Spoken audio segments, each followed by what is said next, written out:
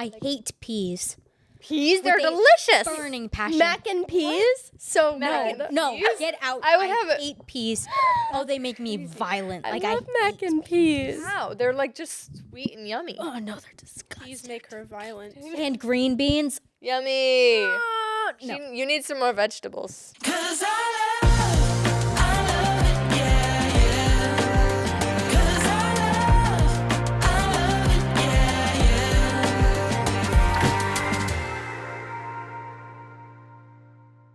Welcome to the Ladies of Liberty podcast. Today, Where we're anchored in truth And and armed in- in grace. yes. Wow, that was crazy. each was person great. says like one word. Where? Wait. We're Welcome to The Ladies, of liberty, podcast where we are, anchored, in truth and armed. with grace. Welcome back. That was amazing. the crowd goes wild. So Elizabeth, you started playing fantasy football. Yes.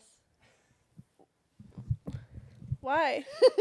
Kyle's With gonna my be dad. so jealous. He is? He's gonna be mad at me. He's gonna be like, "Why can't you be that good?" Well, it was not my husband that got me into it. It was my father, just wanting me to do it, and my sister and my mother. But Mom didn't do it. So me, Carolyn, and him, and then he roped Sam into it, and then we roped my cousin and my aunt and my other cousin and my grandfather, and then the Mealy dad, and then also Zach, producer Zach. So we've got a whole gang squad of people. Why are we talking? Gang. Because it's This is healing from trauma. no, fantasy football is a new development it's not anything that I know anything about. I kind of doubt you guys know anything about it. I used to know about it. My husband is a professional gambler. Maybe we shouldn't put that on the internet. Put it on the internet, please. Not wrong. Publicly shame him. Trying to make a change. All right, cool. That's good stuff. Is it? Oh, absolutely. We love professional gambling. It's not gambling. I have nothing in them. There's no money. It's just fun. Sound like Kyle. Kyle would be like, "What's But the saying, point?" I have no money, it's just fun. Well, you have no money because you spent it. Yeah. Actually, all time he's up like $1,500. 1,500? What are All the right, chances? so I feel I should like get you into probably gambling. spend more. I think Lily spends more shopping than he does gambling. Oh, easily. That's not debatable. I'm pregnant. How big is your baby? An avocado! Thanks. Avocados taste so Did you good. say thanks? Yeah. It's a meme. Or It's an avocado. Thanks. just a little kid. Do you not know opening. that? I don't know that. Really? Oh, you gotta see it. Explain You don't it. got it, but you. It's literally a little kid for Christmas or something opening a present, and it's just an avocado. And the little kid, like 3 or 4, goes, "It's an avocado." Thanks. Guys, I watched a old home video the other day, and it was of me opening toilet paper for my birthday, and I went and hugged the person who gave it to me. Who was it? Producer actually? Zach. It was Zach. You're right. It was Zach. my producer. My producer gave me toilet paper, Toilet paper. for my probably 5th birthday, 6th birthday, I'd say 6th birthday. and I still went and hugged him. Wow. Just you had to. It was forced upon you. Or is there a subliminal Is message that in that? traumatic, Bella? Yeah. I am actually very traumatized by the horrible gift giving skills of my. Horrible. Brother. He's incredible at giving gifts. Actually, you're right. He has matured in his gift The giving. gift of his presence is enough, I feel like. That's right. When his presents were cans of olives and toilet paper, and He gave you You cans got of olives for Christmas? That's amazing. You we I would go into our You give downstairs. Mears olives for Christmas? Dude, were they black olives? Yes. Good. We And would. you're complaining? I love a good olive, especially the ones that you can put on your fingers and go. We used to eat those all the time. Really? Yeah. Awesome. Yep. They're yummy. I have Wait. 5 big jars of Bella's pickles in my pantry right now. Really? Yeah, That's and I love awesome. it. Wait, do we all like olives? Yeah. That's crazy. Most people like there's a good split between people who like olives and people who don't. Do we all like pickles? I love Yes. pickles. Yeah. That's crazy. We all grew up with like fancy palates. Like our moms didn't feed us chicken nuggets and mac I- and Yeah. cheese. Oh, Did okay, you eat? okay.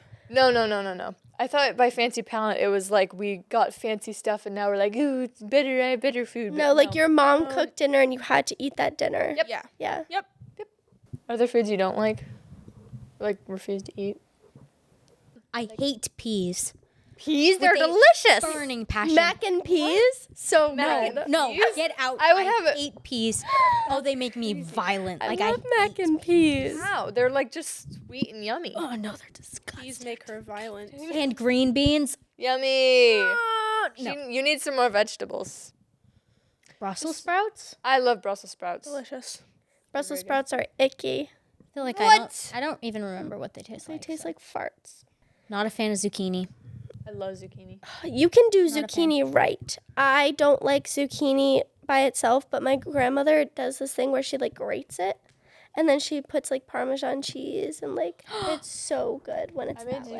zucchini fritters once, and you can also make zucchini like noodles and just use that Yeah. as noodles. and Those stuff. are good, but chunks of zucchini, just zucchini is terrible. Guys, the other day, speaking of a grater, I sliced my finger open with a cheese grater. Traumatic.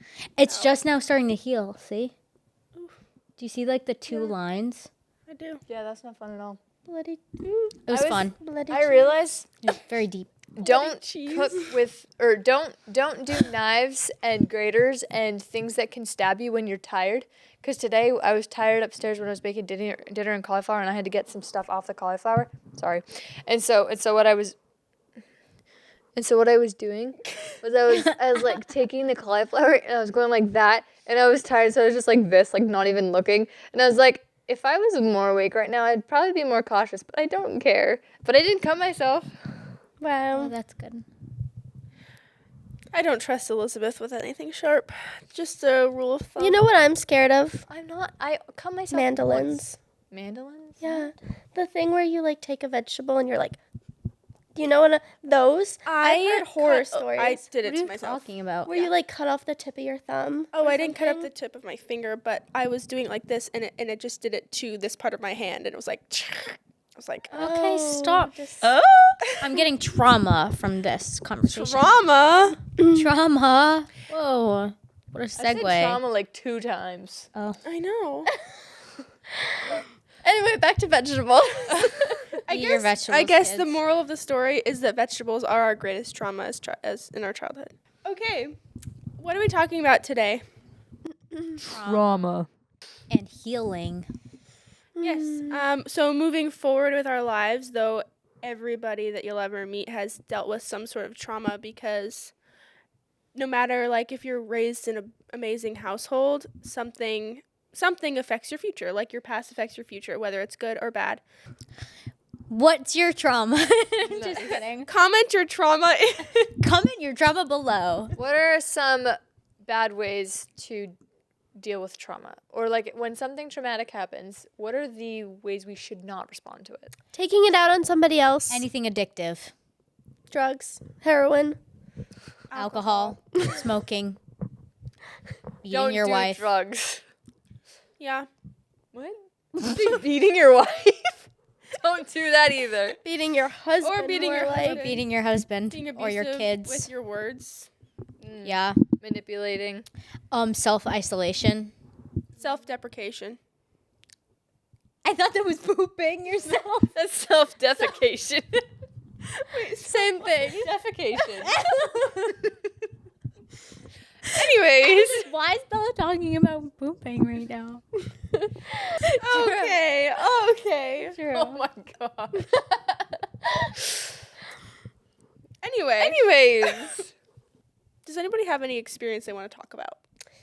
As women, we tend to deal with the fear of failing others and the fear of like not being enough and the fear of what's the word? Abandonment. Abandonment. Right. Just kind of that like we want to serve and we want to please and we're so afraid of being rejected. That's what it was. The fear of rejection.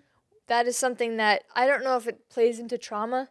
It probably does a lot, but like I've had a past of being rejected many times, and that has definitely played an effect into how I am today, and how Yep. trusting I am at first, and how like how open am I going to be, what I'm going to say, like what am I not going to say, because there are plenty of times where I don't even say, hey, can you please do this for me, because I'm so scared that somebody will say no, because it's happened so many times that I don't even want to risk being rejected. So I feel like having the past of either being rejected or having not being enough or things like that can definitely play into how you act as a person today. Yeah. Yeah, that's good. Not good, but like that's a good one. Oh Lord, Trauma doesn't this is gonna be necessarily- bad. trauma doesn't We're all necessarily- out of it. I'm not gonna lie. Like this has been so choppy. Have grace for us, guys. We're a little sleepy. How has your relationship with God helped you deal with things that you struggled with in your childhood? I feel like that plays in pretty heavily with like abandonment because it's like you're never alone, actually. Even if you don't have like a partner or a sister or a father or a mother, you have Jesus. True. Jesus. You got the Lord. The Lord. Yeah. I would say like God's also a great listener, and so sometimes I'd just yap to him about everything that's going on, and then I would feel better by just feeling like I could talk about it, even if it was like to myself in my room and I'm talking to God. Like I still like let it out in some way, and so yeah, talk to God about it because He's listening, even if you think He isn't. Matthew 11:28-30 says, "Come to me, all who labor and are heavy laden, and I will give you rest. Take my yoke upon you and learn from me, for I am gentle and lowly in heart, and you will find rest for your souls. For my yoke is easy and my burden is light." That was like one of the large parts of what I thought about when thinking about this topic, was that we can carry so much from things that happen in our past, and it weighs us down, and it's so tiring and hard, but it's like we can literally just lay it at the feet of Jesus. We come to Jesus. We come to me, all who are weary and heavy laden, and he gives us rest. He takes all of it on himself so that we don't have to suffer through it. And when we give it to God, I mean, the transformation, the freedom that you can feel when you just surrender your life, but just surrender the baggage that we carry, because it's a lot. We all have a lot of baggage in different ways. Everybody has different experiences. So That's also way easier to say than it is to do. Absolutely. It takes a ton of time. Like I just the other day realized that something that happened 2 years ago was still affecting me, and I had no idea. Because I've kept pushing it away and just trying not to deal with it, not think about it, because it still hurts. And so I just realized that the other day, going, I should probably deal with that, or think through this, and it's not an overnight thing. It takes a lot of time. Like for me, it's usually 2 years later, I realize, oh, this thing happened and it's affecting me, and I have not even adjusted because I'm too scared or something like that. So it's just taking that next step of saying, okay, first, what does God say about this? What does God say about what happened? What does God say about where I'm at? What does God say the truth is? Because trauma can also be tied up in lies, just like I said, like, and fear and whatnot. Like, oh, you're never going to be good enough. That's a lie, and that's a fear of not being enough. That if you go to God first and you just say, okay, well, what does God say about this? God says, like He is enough, and we don't need to do. There's nothing we can do.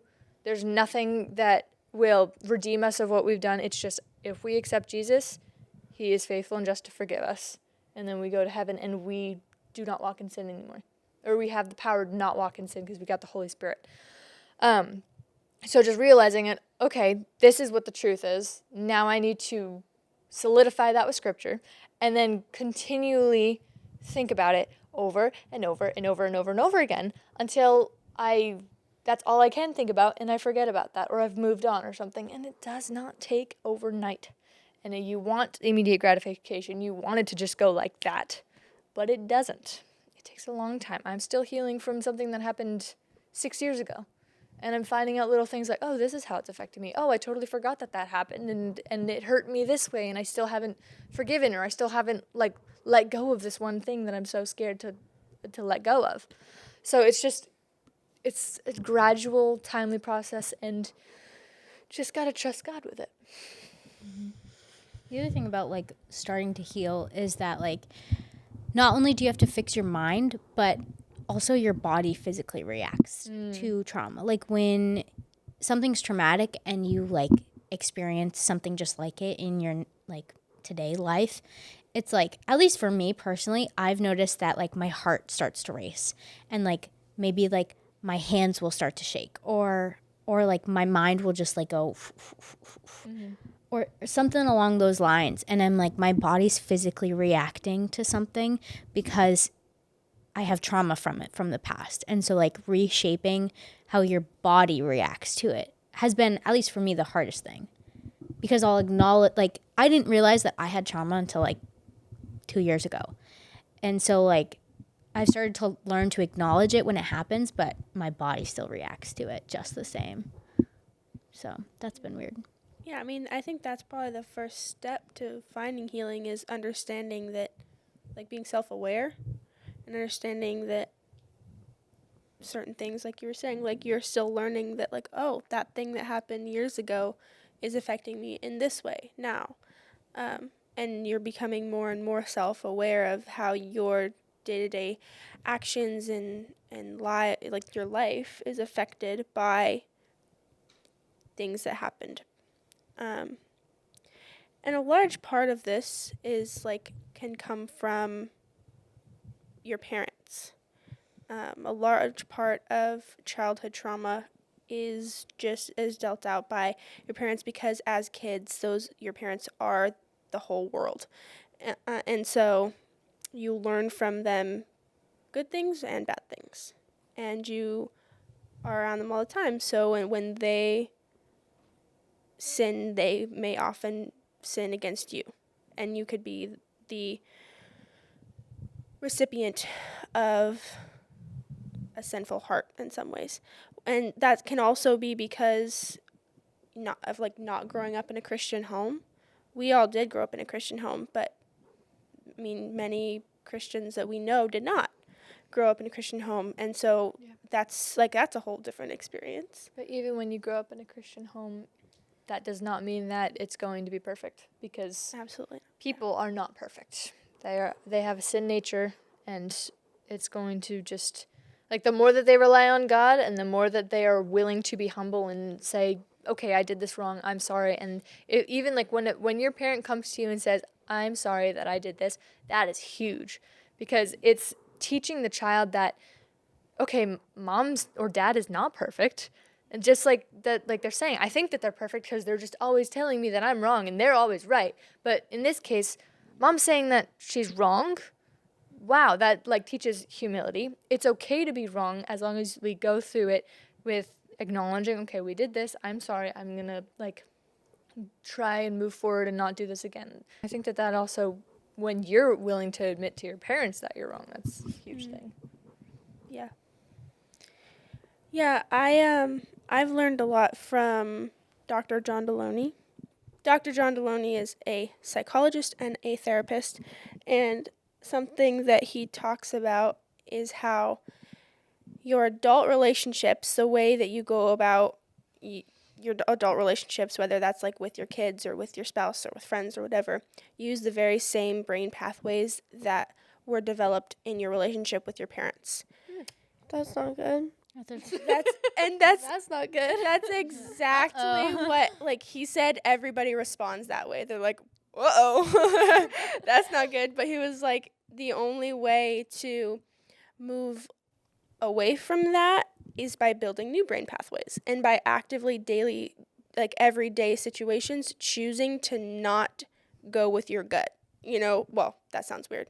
Not go with your like immediate response of whether it's anger or I mean, I don't know what's examples. I don't know of like, okay, this is a way my parents acted, or like this is the way that me and my parents had this horrible relationship, or whatever it may be. Coming across the same similar situations with other people, with your spouse, it's like choosing to not react in anger, or choosing to not clam up and be silent, or whatever it may be.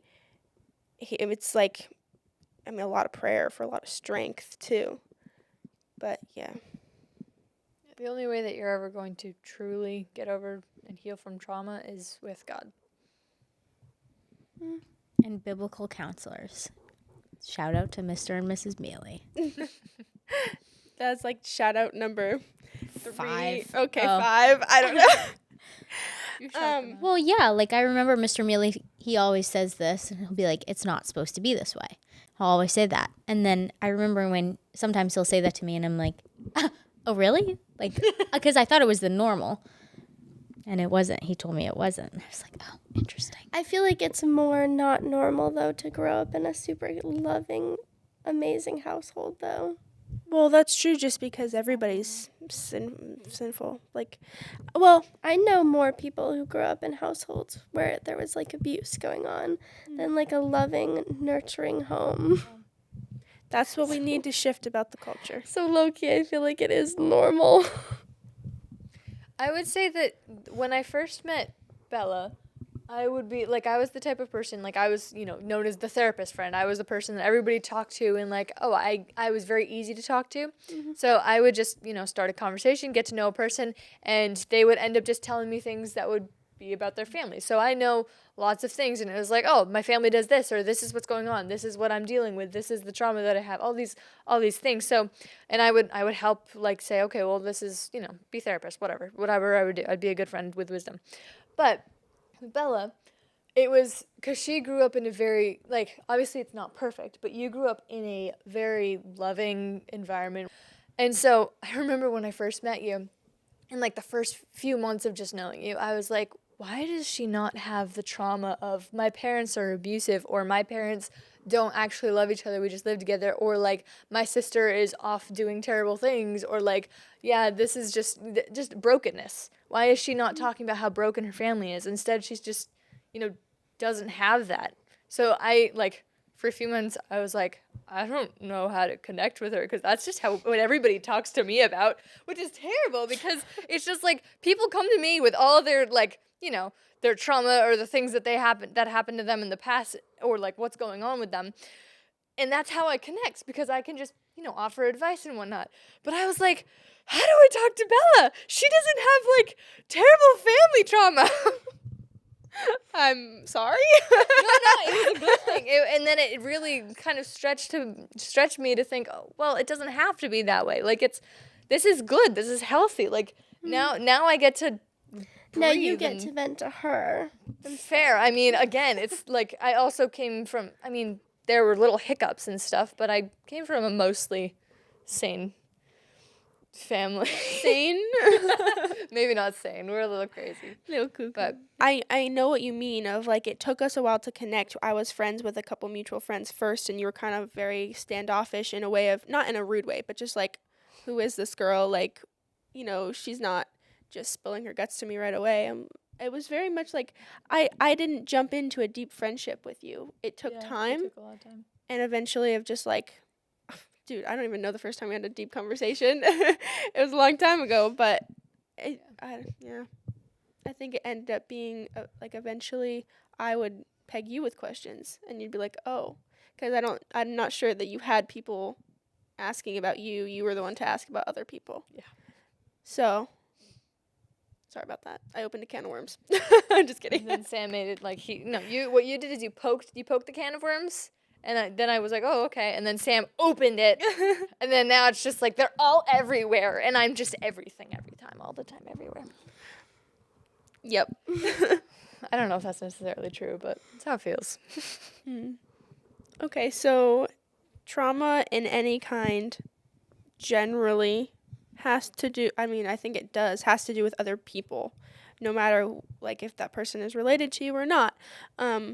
But I think that such a huge part of it is learning to forgive, because like you can say the words like, yeah, I forgive them, but like it's hard to forgive people, especially when it may have been in a growing up family situation or something so huge. You were hurt in such a horrible way. It is hard to forgive people. But forgiveness is like when you can learn to forgive, it like opens the gate to healing and restored relationships. Matthew 18:21 and 22 says, Then Peter came up and said to him, Lord, how often will my brother sin against me, and I forgive him? As many as 7 times? And Jesus said to him, I do not say to you 7 times, but 77 times. And what this is talking about is that there's no limit to forgiveness, no matter how many times somebody may sin against you or hurt you or offend you or whatever. I mean, cause hurt. That's so hard to forgive, especially when the person who you're trying to forgive continues to do things. Because it's like, I'm not going to cut out like a family member or a super close friend, but also like it's so hard to get over things when they continue to do stuff. And that's so hard. Yeah. I mean, for sure. But also when you don't forgive somebody in the beginning, everything they do ends up being like keeping a record of wrongs, because you don't have a posture of forgiveness towards this person. Then you end up being honestly even more aware of every little thing they do wrong, because you were already hurt by them. Yeah. And sometimes it could get to a point where that person in general just frustrates you and annoys you, because you have like bitterness and resentment in your heart towards them because of things that you've just left unresolved or unforgiven. And sometimes it's like the kind of thing where it just depends on the situation and the person, but sometimes you go to the person, you say, back in the day, this and this happened and it really hurt me, or just caused a lot of like, I have yet to forgive you for it, and I need to resolve it with you, and I need to be able to forgive you and move on. Sometimes those situations can't happen because of who it is, because of whatever the situation might be, and you don't have the opportunity or the ability to go to them and have that conversation, or they're not open to having that conversation, and it just has to be kind of on your end, and with God's help, saying, God, help me forgive them, because I cannot, I can't function knowing that this person who's used to be close to me, hurt me so bad, or I can't continue to resent them because it's just draining me so much, so. I have a good question. When you have to forgive someone, or like when you're going through a tiff with somebody, is your initial reaction to bug them until it's resolved, or do you need a minute to take a step back and then revisit it? Do you know what I'm saying? Or will it weigh on your mind so much that you just can't leave it alone? I feel like I need an example of a problem. I'm thinking about like even with my husband, I like was gonna say, that's yeah. me and my husband. Yeah. We have Jordan is very much like, okay, it'll be fine. Let's like talk about this in the morning, cool down. And Really? and I'm like, talk about this in the morning? You kidding me? No, we're staying up for another hour and resolving this. Like I can't leave it alone. I can't. It'll weigh on me. I won't go to sleep. Well, I won't eat. Don't go to bed angry. Isn't Yeah. that? That's what I always tell him. I'm like, do not let the sun go down on your anger. That's funny. Kyle and I are exact opposites too. We're like, he's like, we have to fix this now, and I'm like already in bed asleep. Like I'm not sitting there fuming about it, but I'm like, I can't. I do need a minute. I feel like, so I will just go to bed. I I'll can't. be fine. I can't go to bed. With Sam and I, it's like we need to settle it pretty quickly. Like if something is going on, we recognize it right away. We make it like super known. Like there's no elephants. It's like, what is going on right now? Why is this happening? Why are you talking this way? What's going on? And I'm like, I don't know what's happening. I don't know what's going on. Like, why did you say this? You said this and it hurt me. And so like it's just kind of from the little like snip and then a snip back. Then we freak out and we go, what did we just do? What just happened? What are we actually upset about? What's going on? And it's like, and usually usually, and it's been mostly since I've been pregnant.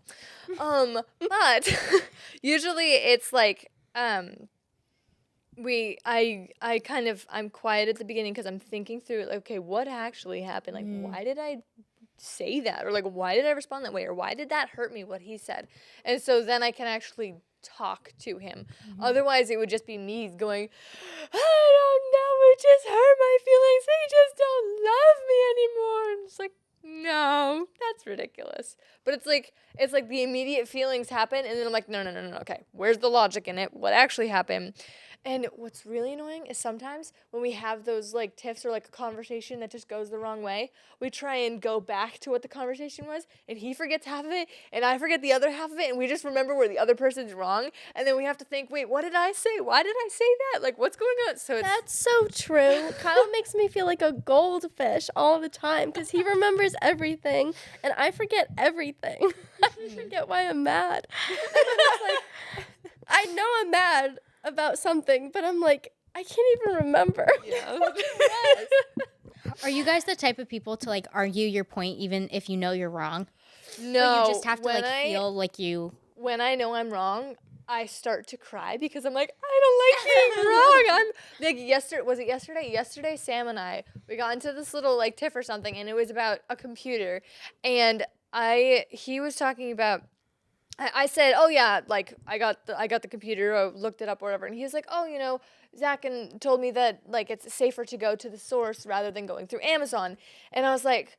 And he's like, oh yeah, you could get like a different product, the more expensive or the more like bigger of the electronic. And I was just like, through my experience, that has not happened. Like my mom has bought so many computers before. Like we've bought big electronics and everything is coming right. And he's like, okay, well, I'm just saying like I think we should at least go to this source, see if it's like more like if it's expensive, cheaper. Like if it's gonna be cheaper on Amazon, we'll go with Amazon. But like if we can get it like for the same price at the source, I'd like to try and look and do that. And I don't know why, but I kept saying. Like, I don't know what I was defending. I don't know what I was doing. But I was like, we should just go with Amazon. Because I did the work. And I was like, I just want to go with Amazon. I just want to get it done with. Like, why can't we just do this? Like, this is ridiculous. And he's like, why are you arguing with me? Like, it's a reasonable decision. And I was like, fine, we can do that. Or something. Like, I was really sassy about it. And I just, like, I went to the bathroom. And I cried because I was wrong.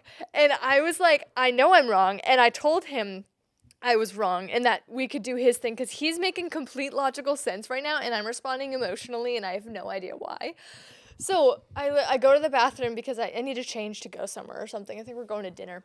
And he comes in the bathroom. He knocks. He's like, hey, can I come in? And I was like, yeah, you can come in. I was like, yeah, whatever, or something like that.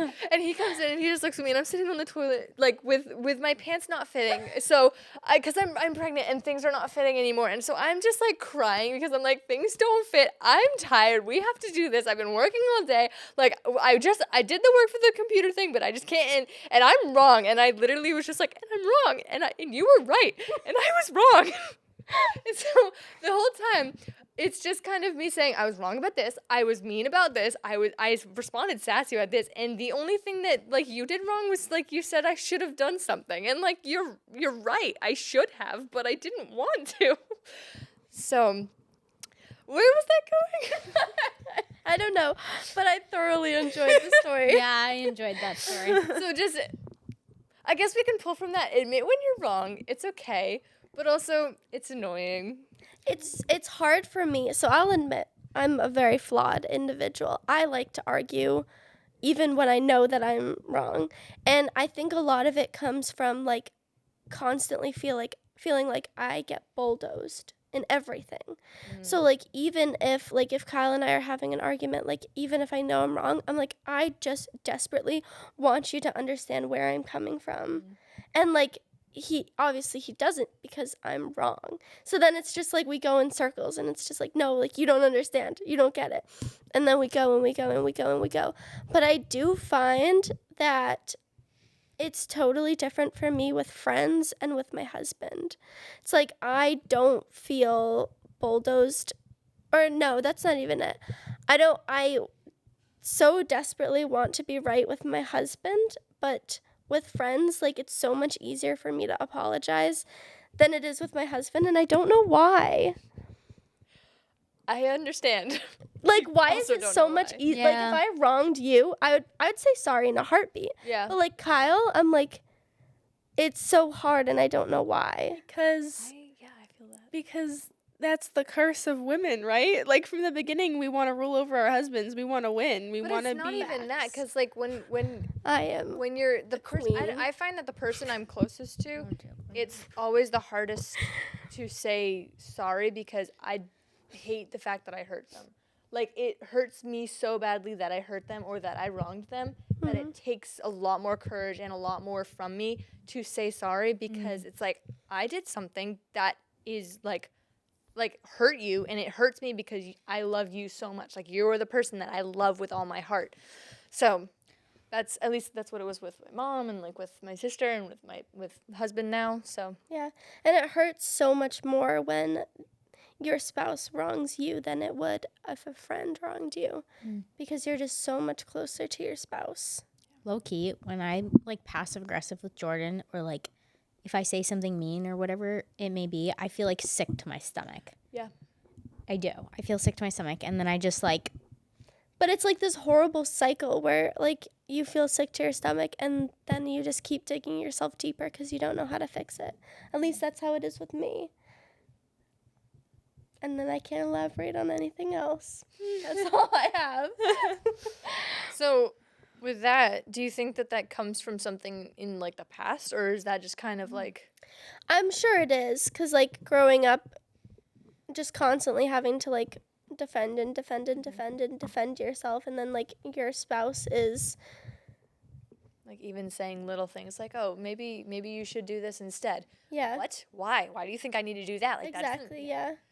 It's so much different with a spouse, because it's like I was the closest with my family growing up, and now like you're like I live with you. You're the closest person in my life, and it's tough sometimes to feel like I have to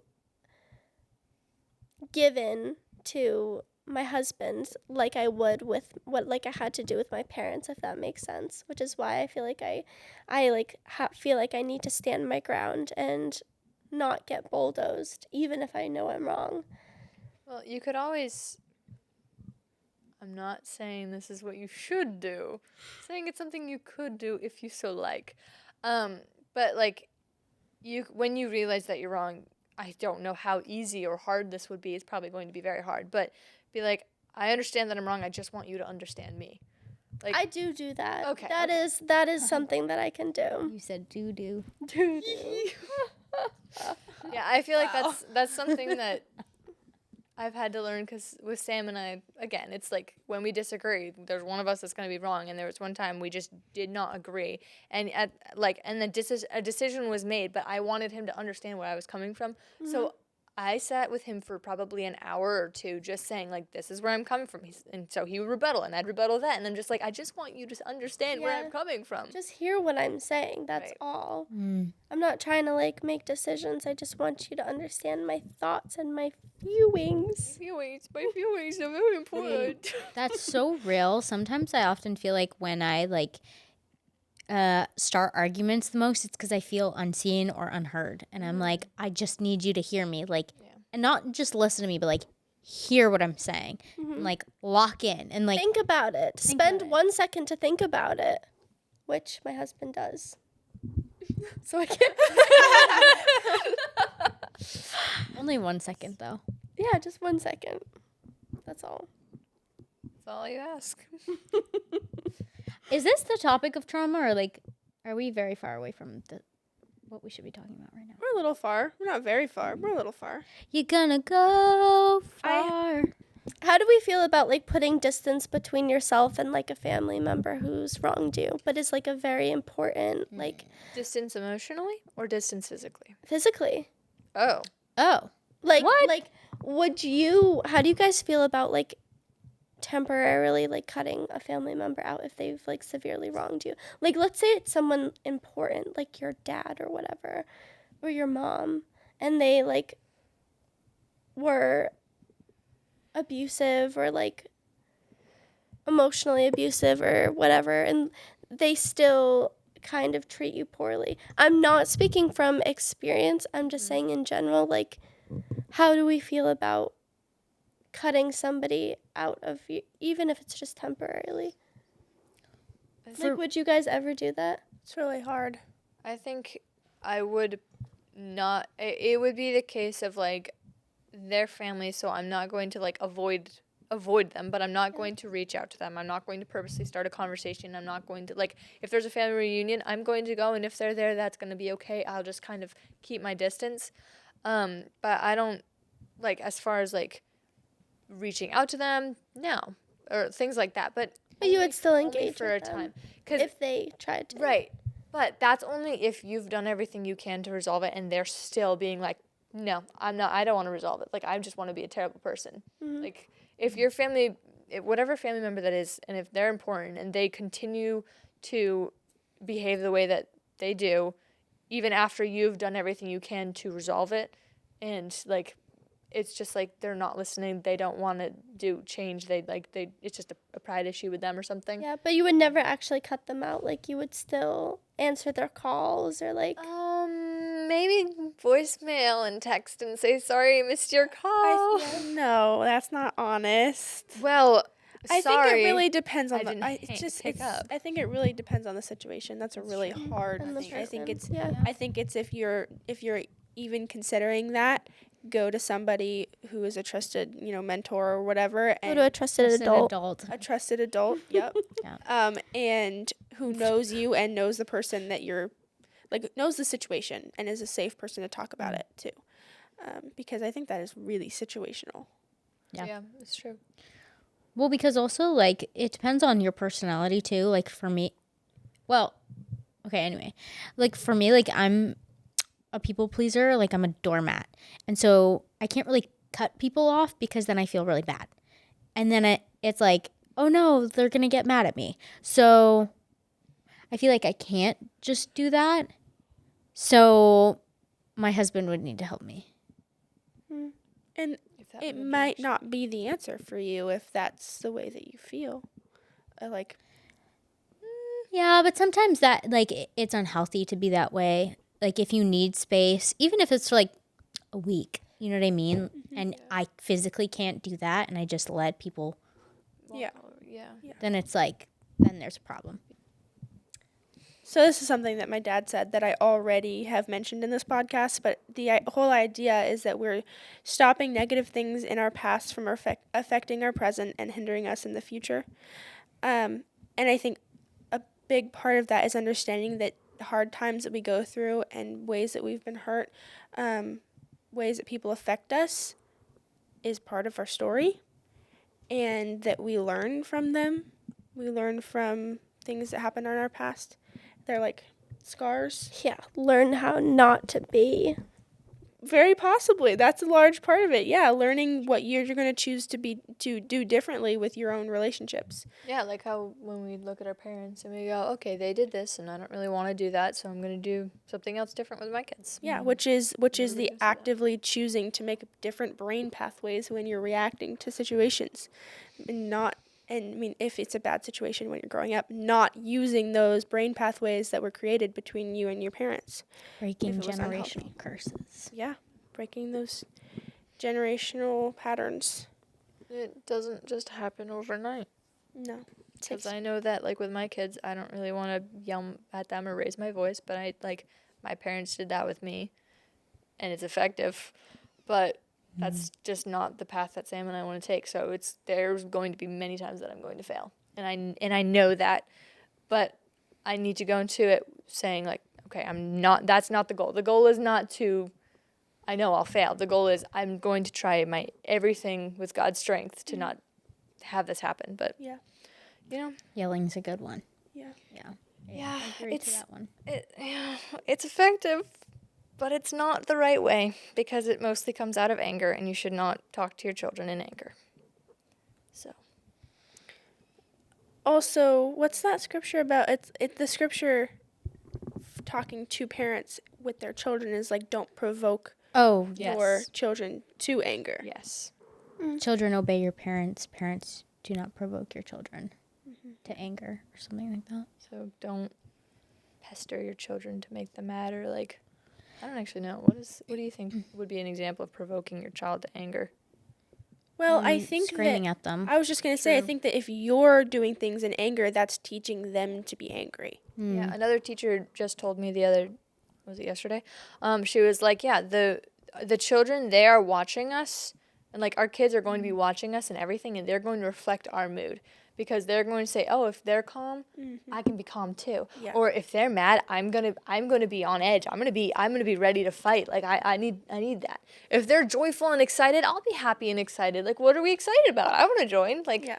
It's they copy. it's really hard to be joyful when people around you are not. And that's, I mean, yeah, with your parents, that's huge because they're a huge influence on you in that way. This is a poem. Did you write it? It's anonymous. Is it you? Is it by It's by anonymous. It By- literally It's says by it's by Bella? but it says by anonymous, guys, at the bottom. That Okay. Bella put by anonymous. That's what she said. Anyway, it's called Scars. Stop. It's anonymous. And it's like kind of along the lines of what we're talking about. It talks about, well, I'm just going to read it. Okay. I have felt pain in hard times. It's left a mark on my heart. Life can cause emotions to spiral, inflicting a pain so incredibly sharp. Wound after wound could bring me down farther. You'd think getting back up would be harder and harder, but the more life one lives, the more wisdom God gives. Everyone has cuts and bruises. They may hurt, but they are marks that God uses to pull our heart closer to His. The greatest thing to remember is this: God allows hardship for many reasons. In the end, those marks are representations of how God walked with us through all the seasons. So I am thankful for the scars because they remind me to resist temptations and grow closer to my Father's heart. And I think that's just a really good attitude to have about things that we have in our life and have happened to us in our pasts, that no matter how long it might take us to heal or how hard it is to move on, or how hard it is to live with what we may have gone through, we can have the hope and the joy on the other end of it, because God works all things for good for those who love Him. But also, don't be afraid to like talk to somebody about it. God puts heavy emphasis on how important community is and how we should not be alone in the things that go on in our lives. And Bear each other's burdens. yeah, it's not our burden to bear, and giving it to God, but also being able to talk about it with someone in person who you can trust, who will hear you and listen to you and give you advice, or literally just be there to listen. It's important that you rely on a community. So finding a biblical Christian community is important. Thank you for listening to our podcast today. We hope and pray that something we said spoke to you, that the Spirit worked through us in our words, and Bless you. and we bless Lily today. Anyway, any last words? Banana. Give me liberty or give me Amen.